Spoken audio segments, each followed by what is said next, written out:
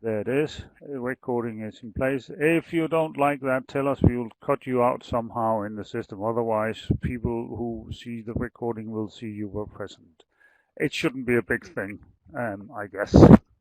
So, we have lined up a nice row of speakers. I'm the moderator. You can see my picture in the top.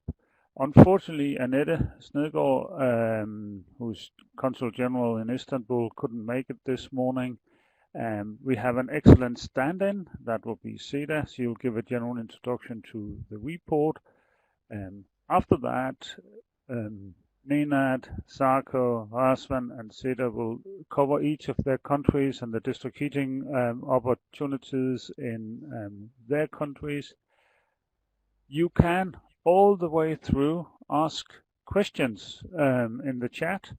I ask the presenters not to look too much into that because we will cover all the questions in the end. But if you have specific questions, or if I have specific questions to the presenters, we will ask these questions right after the presentation. Otherwise, we'll just postpone all questions to the end, and Seda will round off the presentation or the webinar at the end. I have promised everyone, including myself, this should last less, and I mean less than 60 minutes. So, with no further ado, Seda, you are up, standing in for Annette. Speak up, Seda. Good morning. There it is. Good morning. Good morning. I hope everyone can hear me, yes? We can hear you just fine. Go ahead. Yes. Okay, that's great. Why this webinar and why this report? As the Trade Council of Denmark in Southeast Europe, we prepared this report focusing on Croatia, Romania, Serbia, and Turkey, with a clear focus on the district heating sector in our markets to explore the opportunities for the Danish companies, Danish technologies in district heating. And the report has been prepared in November 2019, so it is a quite new report, and it will be shared with all the participants after this webinar. So why? As the region we chose district heating sector, it's because district energy is about renewable energy and energy efficiency, and it very well fits with Denmark's very ambitious climate change and green agenda, and it fits with our agendas in our own local markets. So we try to be very focused in the report with a mindset of solid business and export opportunities for Danish companies. And of course there are some challenges, but we see that opportunities are more than the challenges. So in our own markets, each country has different needs and local conditions. That's why we have local experts in our markets that will guide you in this webinar, and afterwards, if you are, of course, interested in learning more about it. And the aim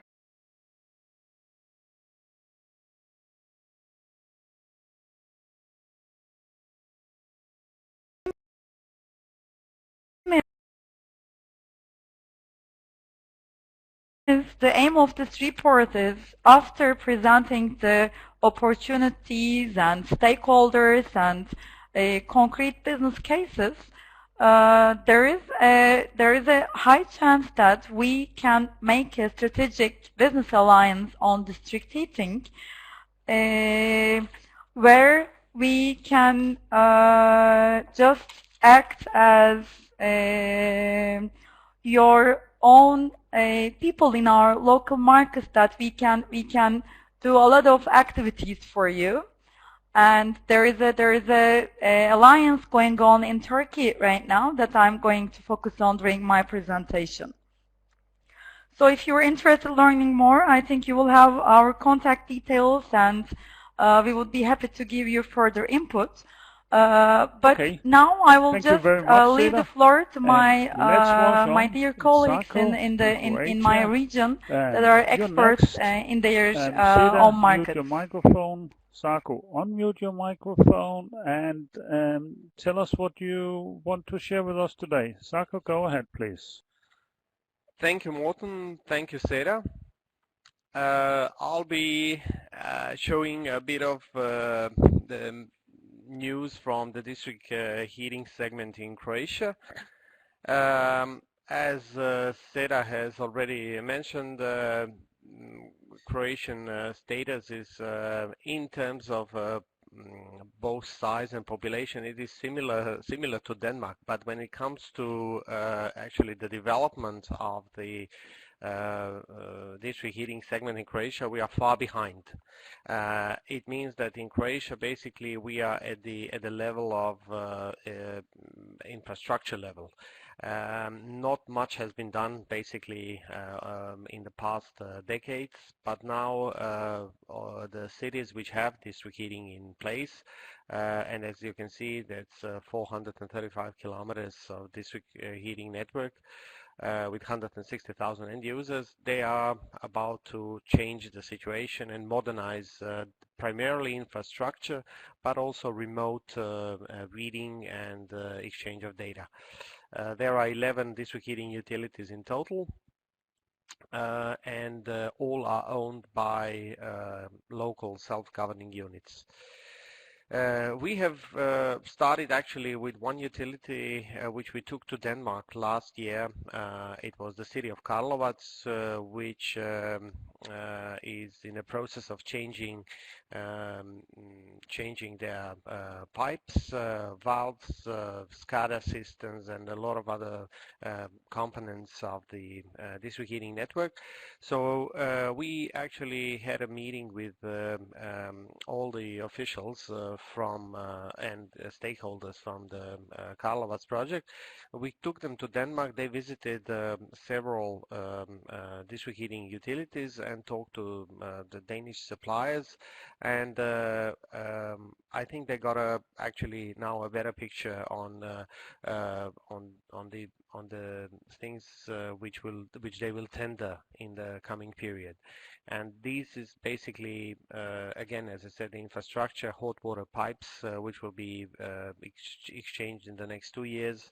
Then it's the valve shafts, then it's the revitalization of the equipment for the distribution network, hot water pipe, heating substations, pump aggregates, and SCADA system. Here's basically an overview of the main players in district heating. Basically, we have had meetings with the top 6, which we will organize individual presentations and workshops with in May, when the district heating, when the DBDH and the Danish Embassy will organize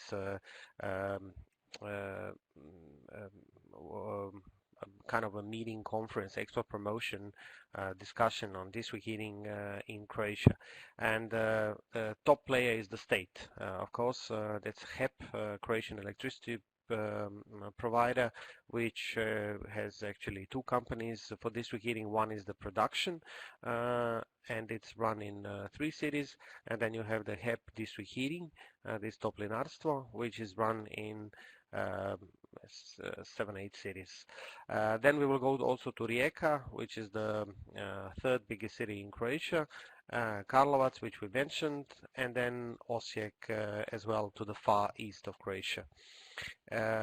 Basically, in all of the projects. For example, if we take the production, there are equal opportunities at the moment in Croatia in the production sector for district heating, as well as in transmission and distribution. In the production sector, Croatia is preparing, as you can see, a lot of public tenders. We have outlined some of those which will be tendered out in already this year. Some are going out in the second quarter, some are in the third, etc.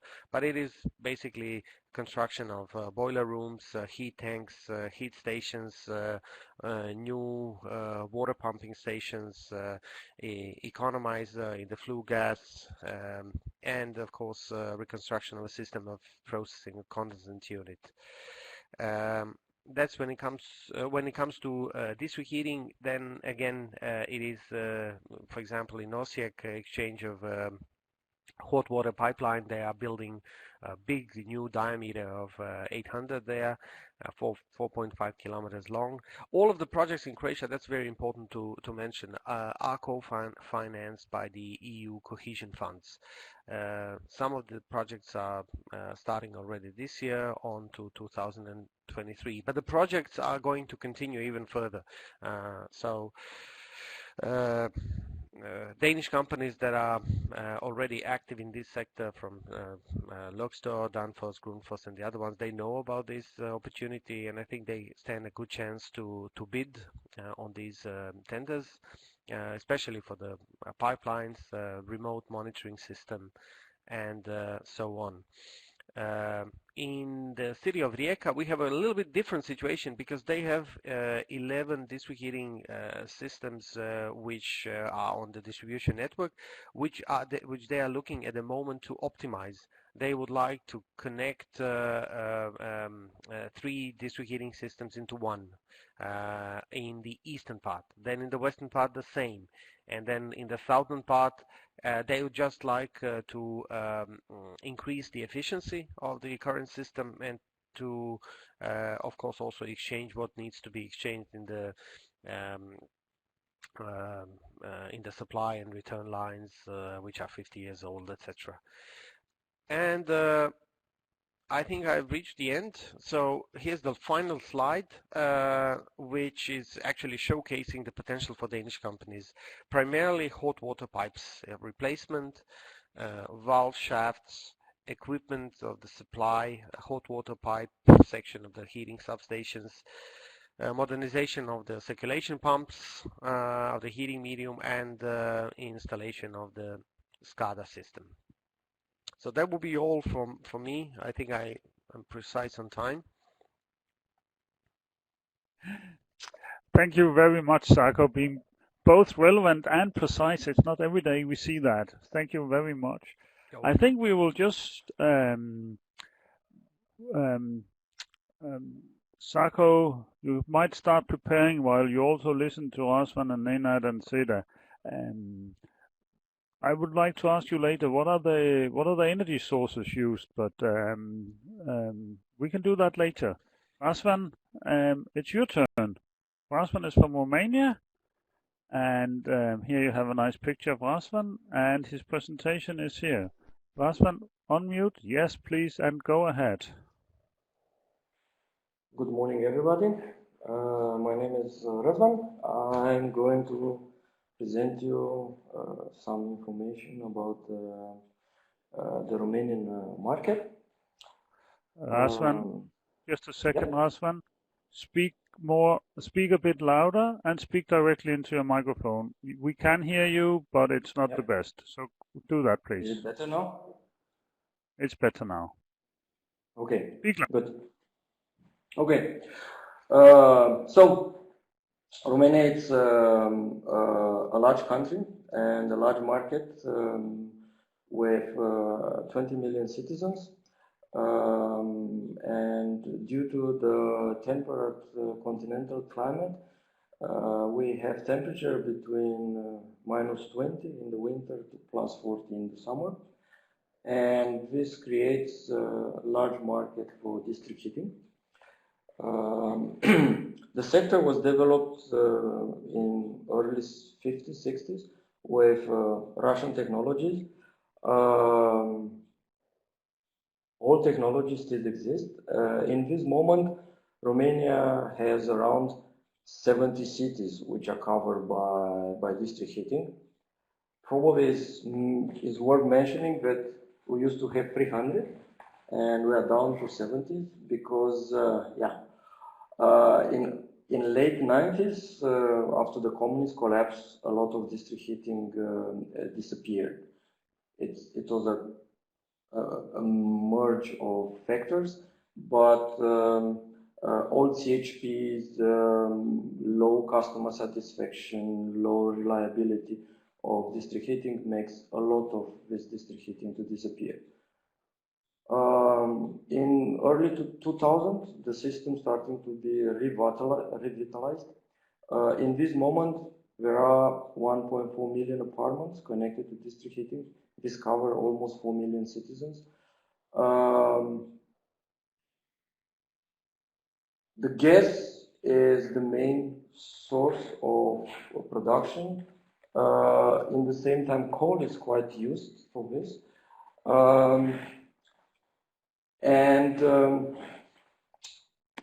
If we are looking to the stakeholder mapping, the system is very splitted. We have legislation set by the parliament. We have the government who's implementing the laws. We have a national regulatory authority who is overviewing the prices. But on top of this, each city or each region is deciding how to use district heating itself. It's based on the needs and resources, and you can imagine some of the time the small cities prefer to do something else with the available funds. But in the last years, the government, also under the pressure from Brussels, from EC delegation, decided to improve the legislation. So in this moment, at least at the central level, at the government level, district heating is encouraged. The legislation is not so permitting to allow end user to disconnect to the system.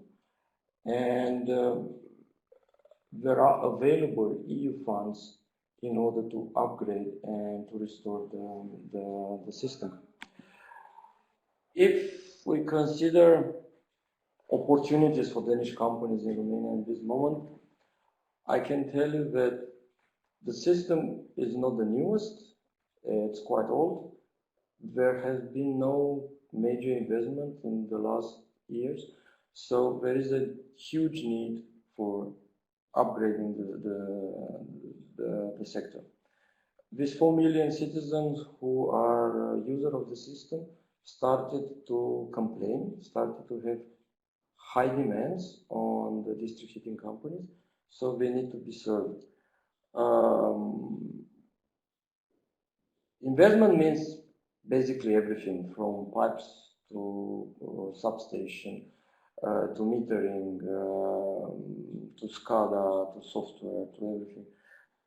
To give you an idea about what investment means, probably Bucharest is the biggest, Bucharest is the Romanian capital. Bucharest is the largest market for district heating in Romania. Only the primary network has 500 kilometers, and this 500 kilometers of pipe needs to be really fast changed. All network in Bucharest has more than 3,000 kilometers. We are talking about huge networks and huge investments. On top of this, there are cities who are looking to expand the existing networks. There are cities who are looking to additional sources of energy for district heating, not only the traditional ones. They are looking for solar, for biogas, for heat pumps, or even for whatever new could come. On the other hand, to do business in Romania is not easy. EU tender process, it's complicated. There are a lot of local authorities involved. There are rules, regulation, tender procedure, complaints, justice system involved. So if you are interested to do business in Romania, prepare to spend some time, prepare to find a good partner here, to trust him, and to have a long-term commitment. Otherwise, it's a difficult market. So, because time is limited, if we are looking to what's happening in Romania in this moment, rebuilding the district energy system is there. There are money available, mainly EU funds, and probably the other source of investment is going to be the new EU Green Deal, which Romania will be a net contributor on this, because we are going to receive huge amount of money. If you want to, and you are interested to hear more about Romania, together with DBDH, we are planning a joint export promotion in November. So we are kindly invite you to talk to Pia in DBDH and to join our event, where you are going to meet major district heating companies in Romania and major players in the market, and you'll be able to learn more about the market. So I will stop here. If you have any questions, I'll be more than happy to answer it. Thank you very much, Razvan. It was very interesting. Actually, I worked a little bit in the Romanian district heating sector some 25 years ago. Things has developed interesting, and even though also at that time business was difficult, now at least we have you sitting in the embassy to help us all out. But we'll come back to that, these solutions to how to do it. Let's fast forward. Nenad, Serbia. What is happening in Serbia in district heating, Nenad? Give us a presentation, please. Thank you very much. My presentation, third in line, it's always difficult to see if there is something new to say, but there are some specifics about district energy market in Serbia which I would like to share with you, and then we can together see what opportunities from the mentioned ones are relevant and possible to turn into business. In Serbia, we have a growing number of connections among district heating, among cities that provide district heating to their citizens, and there is a list of about 50 cities that do so in Serbia. Now, the on average, there's about 28% of all households in these 50 cities which are connected to district heating, and the numbers are quite large in terms of cities that have 92% coverage to cities that have only 10 or 15% coverage. But the popularity of district heating has been growing, especially this year, because of the air pollution that was a high problem in Serbia, since a lot of individual, let's say, boiling rooms and individual heating components have been producing an enormous amount of CO2 and API and particles which pollute the air. We see more and more citizens understanding the importance of district heating. Some of the cities took initiative to allow free connection to district heating, popularizing this idea further, and I think this is a model that we will see in future being carried out by other cities, and this is definitely an opportunity for Danish companies.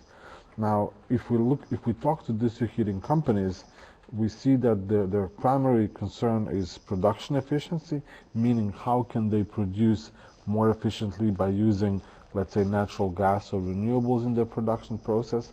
Then distribution efficiency, to minimize energy loss due to old and outdated distribution networks.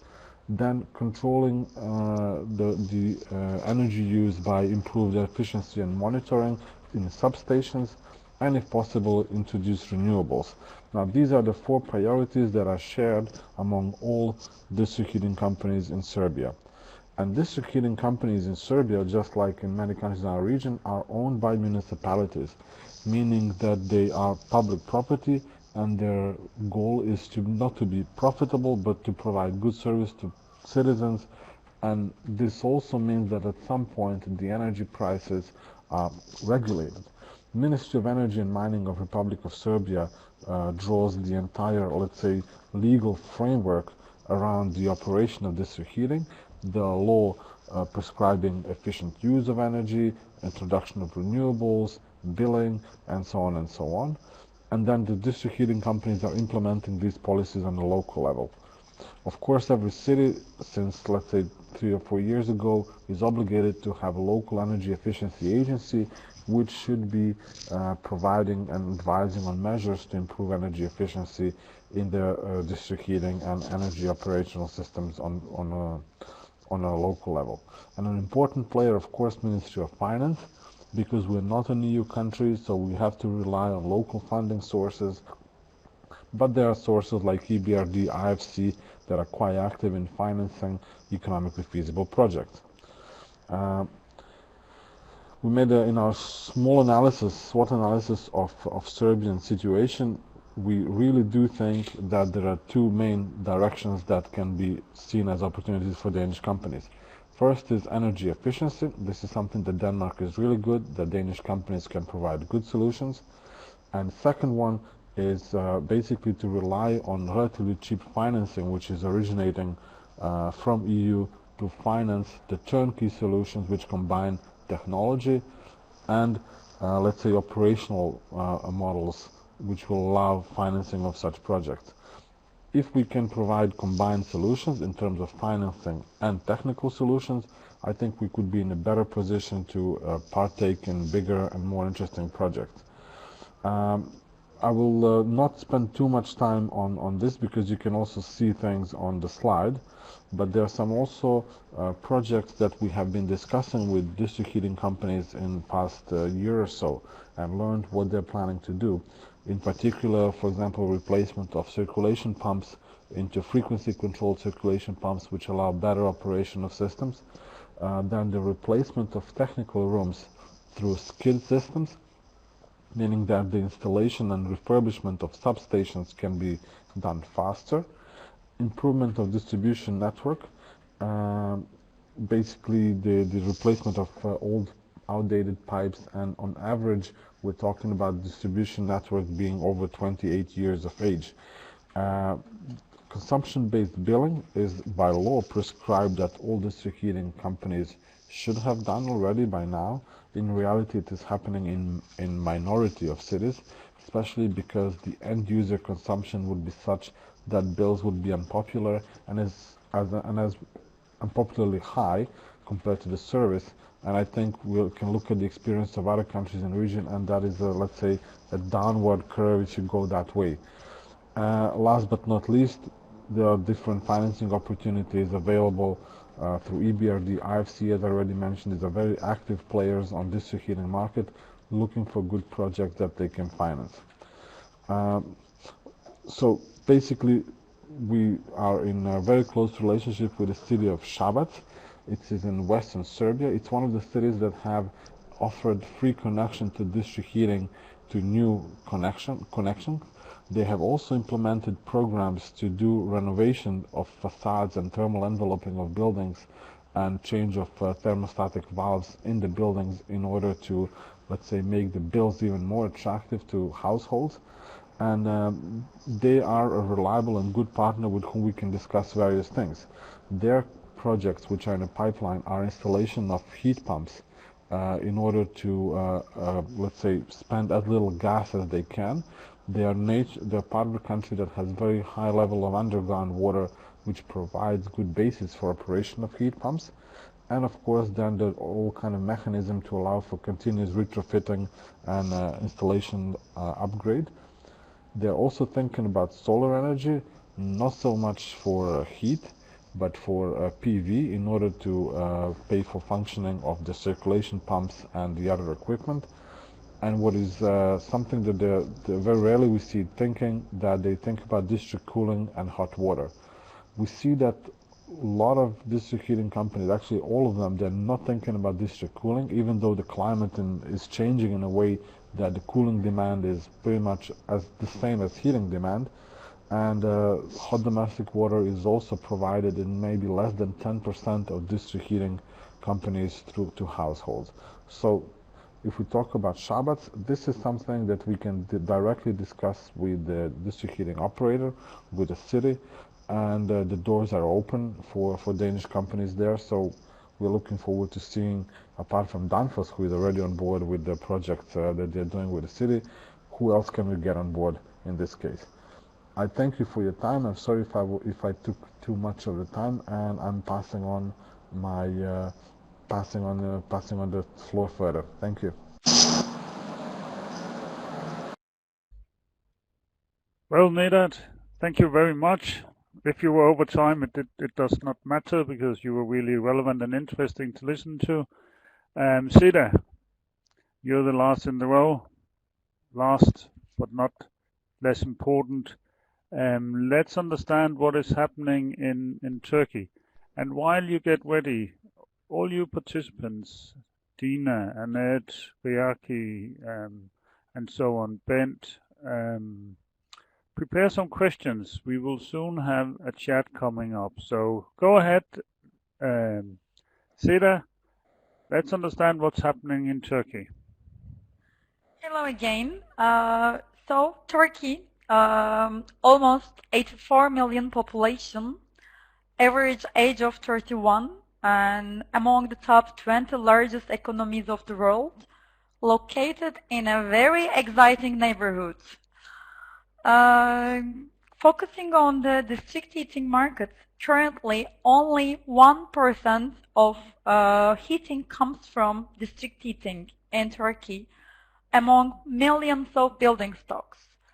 And the market is dominated by natural gas boilers that we are using individually in our houses. But at the same time, starting from 1980s, we see 17 district heating utilities in Turkey, serving almost 200,000 households. And these are mainly in the western coast of Turkey, and geothermal is the main source for that. Actually, Turkey, in terms of geothermal sources, is number 7 in the world, so we are quite rich in terms of geothermal sources. So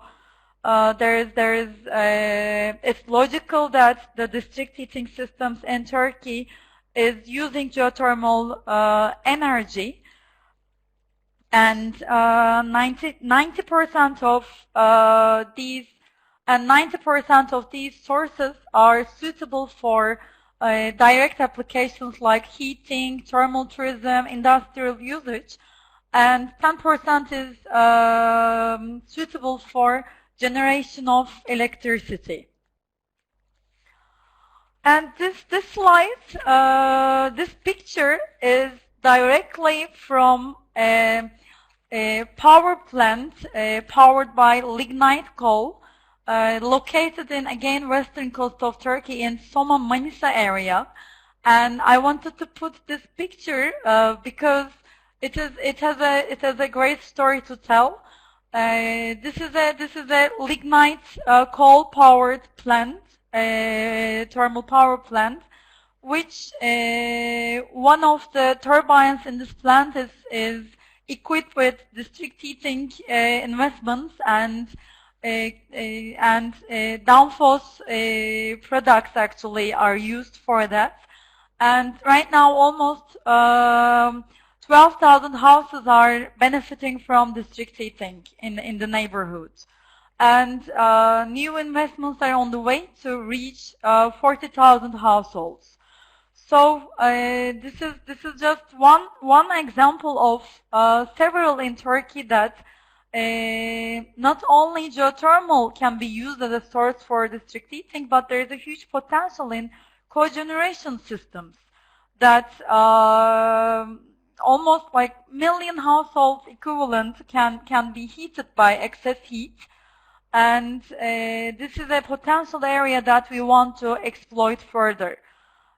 But just coming back to the previous slide, there is also like Izmir geothermal energy is the biggest in Turkey, in the biggest district heating utility, serving to 120,000 households.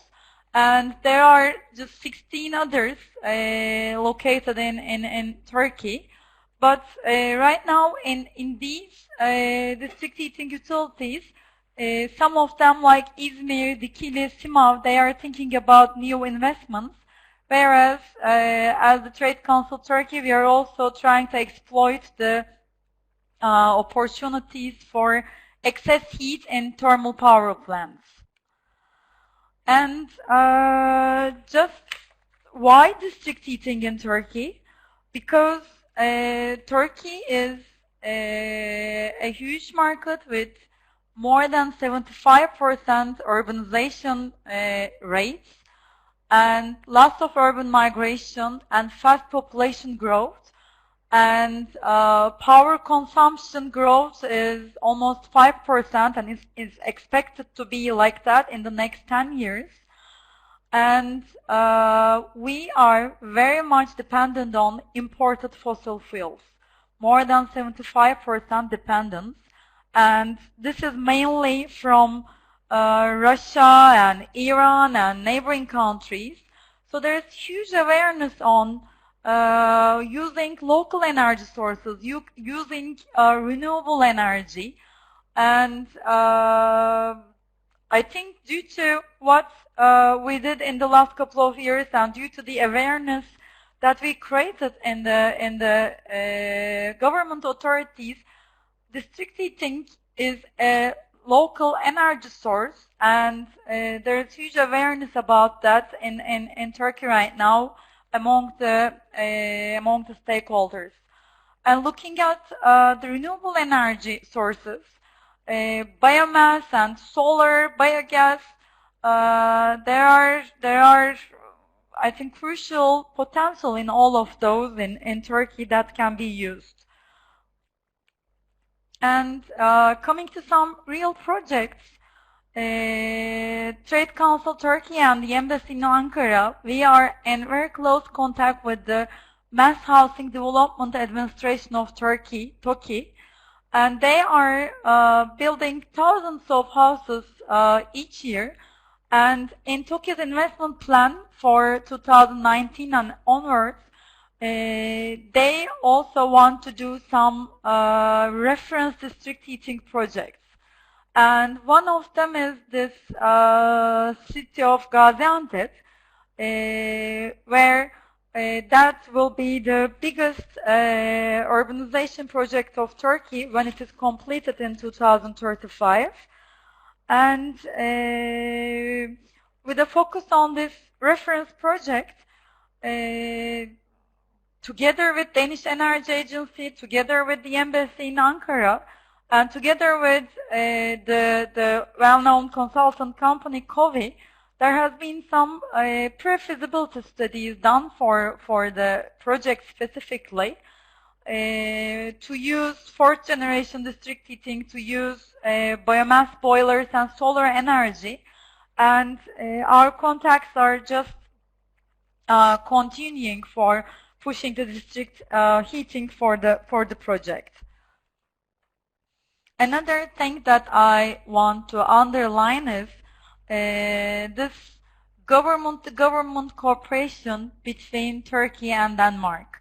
When I say government-to-government cooperation, it is between the Danish Energy Agency and Turkish Ministry of Energy and Natural Resources. And it started in 2017, and it has some concrete action plans and targets. And in the last 2 years, Turkey has drafted the first ever Heat Supply Act of Turkey, which is taken which is taken as a reference from the Danish Heat Supply Act, with the help of the Danish Energy Agency consultants and experts. Of course, when this draft act to be adopted in 2020, hopefully, there will be it will be localized according to the local conditions. But again, there is huge Danish impact and Danish reference in the act. And as another concrete action of this strategic sector cooperation, and heat mapping of Turkey has been prepared by COVI, and this heat mapping is just completed a couple of months ago, and it shows it shows the potential areas in Turkey in terms of excess heat, in terms of using district heating. So it's also an important tool that we can exploit more in the later stages.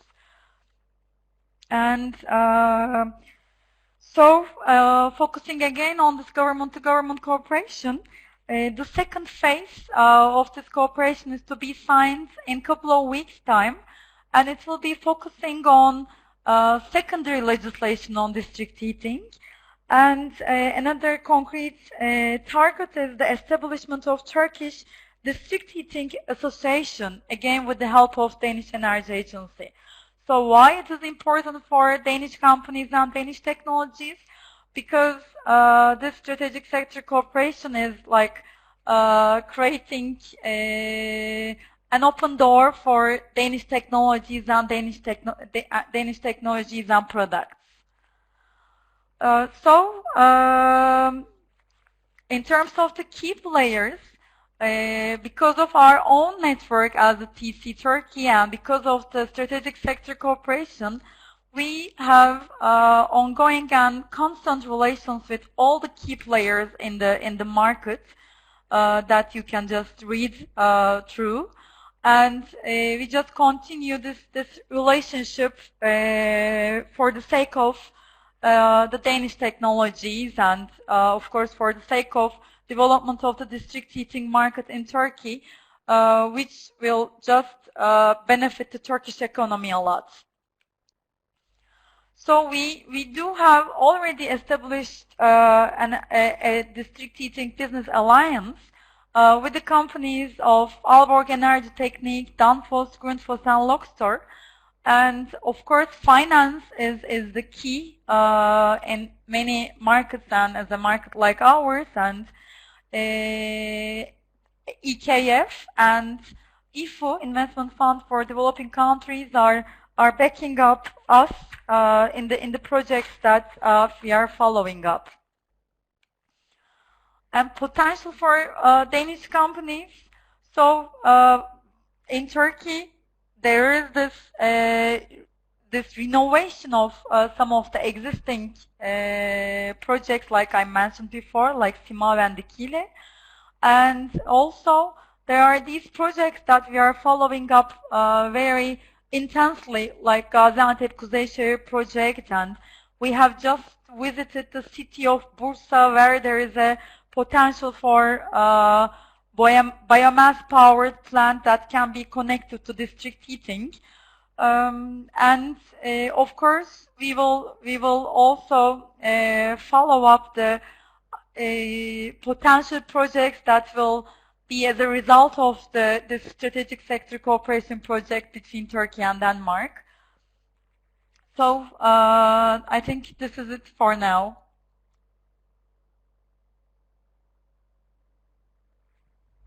Okay, thank you very much, Seda. Interesting presentation. Now, the whole idea is, I hope you can hear me all, that the participants could ask questions to the panel, and we'll just move over to this where we can chat a bit more. Just a second. I would like to show you this little picture. So, Leo, Annette, do you have questions to the presentations? If so, please go ahead and type them over here in the chat.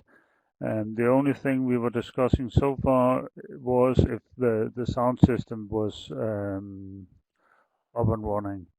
In the meantime, while you're typing, I hope you'll do that, I would like to ask a question to actually the whole panel. Most of you mention financing from EU. You mentioned the Green Deal. Seda, you also mentioned different financial sources. How important are these financial sources? I guess I know the answer to that. Very important. But then, how stable are they? Is it something we can rely on for a business to engage into each of your countries with a long-term strategy? Are these funding sources something that we believe will stay there for a while? Maybe Nenad or Sarko, you could launch. Just go ahead and speak when you have an answer ready for that question. How reliable are these sources? If you allow me to be quicker than Jacques, which is rarely an opportunity because he's much more experienced colleague. But when we talk about financing opportunities for countries in EU, it's a totally different ballgame. In countries outside of EU, we have to look for financial feasibility, long-term feasibility of the projects, which are then assessed on pretty much commercial terms at softer rates, I would say. Banks and institutions like EBRD or World Bank's IFC and EIB are definitely around to stay. But what they're looking for is also securities for their investments. So what can be offered in terms of local legislation, local municipalities, local governments, what kind of guarantees they can offer. And this is where I mentioned EKF kicks in, because together with other financial institutions we can come up with collateralized financial products that can make long-term investments viable. At our energy prices, this means that we're talking about credit terms of 10 to 15 years. Unlike in Denmark, at least in Serbia, we do not have financial instruments which are commercially available to support you in, let's say, 30-year operation of your, let's say, cogeneration plant or something like that. So we need to find a soft spot, but luckily we have instruments that when we sit together with different stakeholders, we can come up to a financially viable solution. I'm confident about that.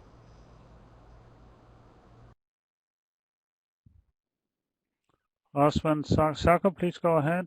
Yes. In Croatia, thanks to the EU Cohesion Fund, things have started moving. As I said earlier, there's been I would say a silent move on the district heating prior to Croatia joining the EU. So basically, the EU money was a life-saving, and has been, and it is in the true sense of this word, is a life-saving belt for the district heating in Croatia. EU money is a grant, so it's not a loan, it's not a credit, it's a grant, and that changed the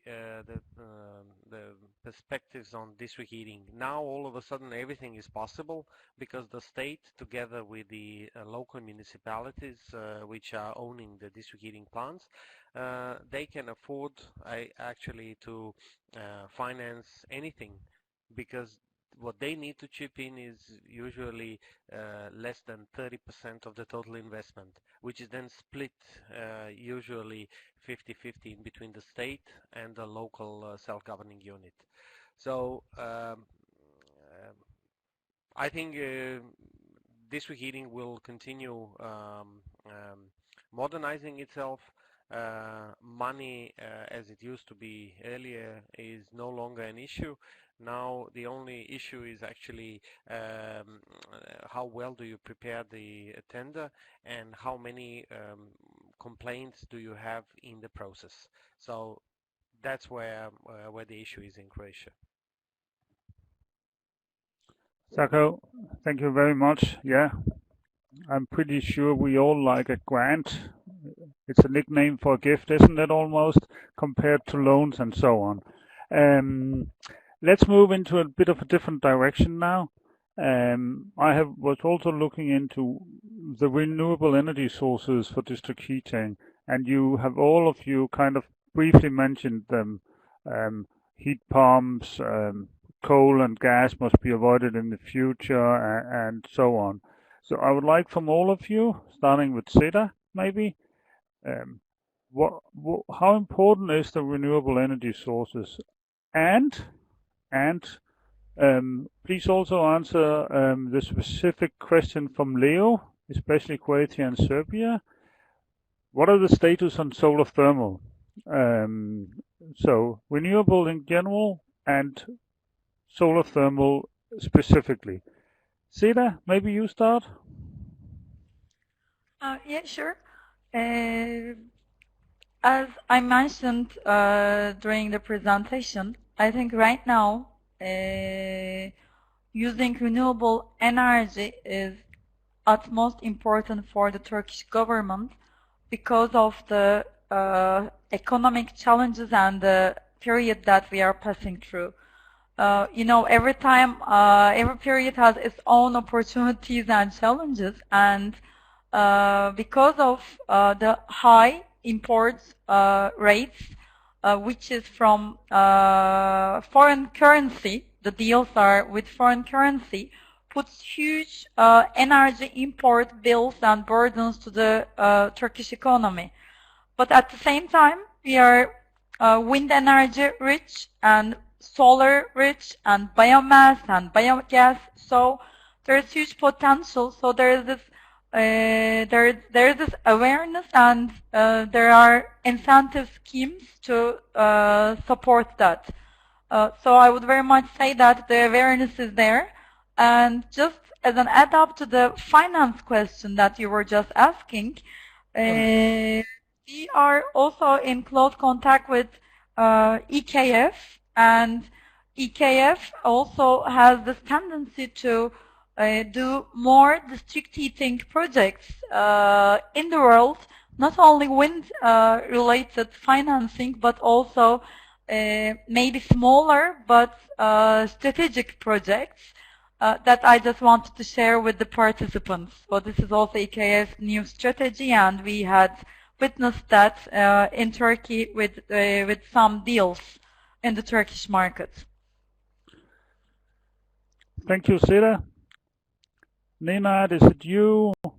Osman, Sako, who is first to answer the question? Renewables in general and solar specifically? I can see there's some discussion going on.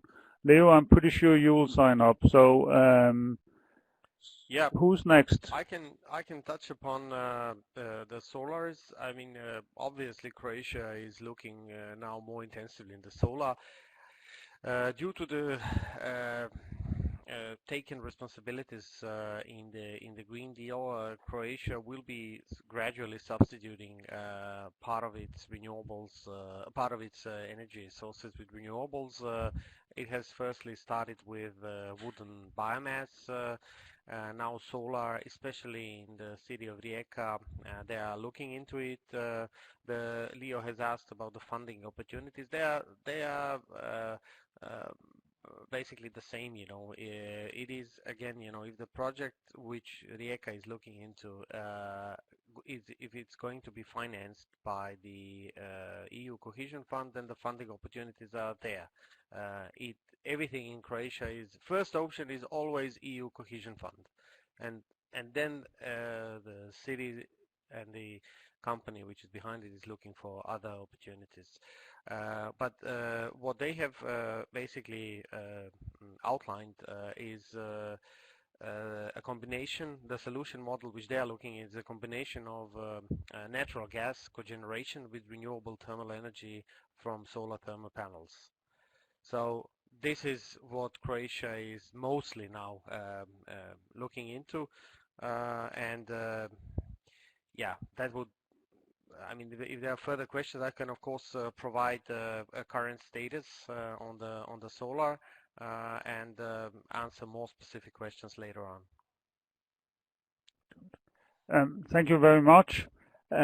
Please, everybody, Leo and everybody, Bent and so on, Annette, please remember to type in your email address at the bottom part of this slide you are looking at now, so we can send you the report we have been discussing here.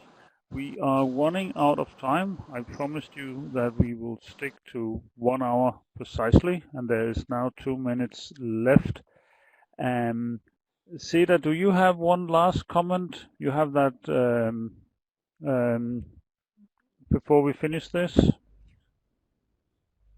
Yeah, just summarize all my colleagues. I think there were some keywords like we talked about, like production efficiency, distribution efficiency, awareness on air pollution, and using local renewable energy sources and green finance. And I think we also touched upon some concrete business opportunities for Danish companies. And we are, as the Trade Council Southeast Europe, are already in contact with utilities and key stakeholders in the district heating field. And Denmark and Danish companies are respected in terms of green technologies in our markets. So all the participants and more, I mean DVDH members, if you are interested to learn more and build up an alliance and just benefit from our assistance, you know where to contact and who to contact. Thank you so much. Thank you very much. I think we'll finish here. If you when you share your email address in the bottom field, we will, from DVD8 side, it's primarily Pia. I think you're listening in, Pia. We will make sure that every time we do something with in these 4 countries, you will of course be upgraded, and you will also be approached by the 4 presenters here with the report and other relevant information to you. Now it's simply saying thank you for participating. It has been a great insight for me also to learn more about what is going on with district heating in your area, and thank you to the participants who spent time listening in here. And I think we will stay on for 2 or 3 minutes if there are if there's a few questions. Otherwise, I will mute everyone, and I'll finish the recording. We will also share the recording with you when we have edited it a little bit. So, thank you everyone. Hope to talk soon. And if you have anything on the chat, go ahead. Otherwise, we will finish here. Thank you and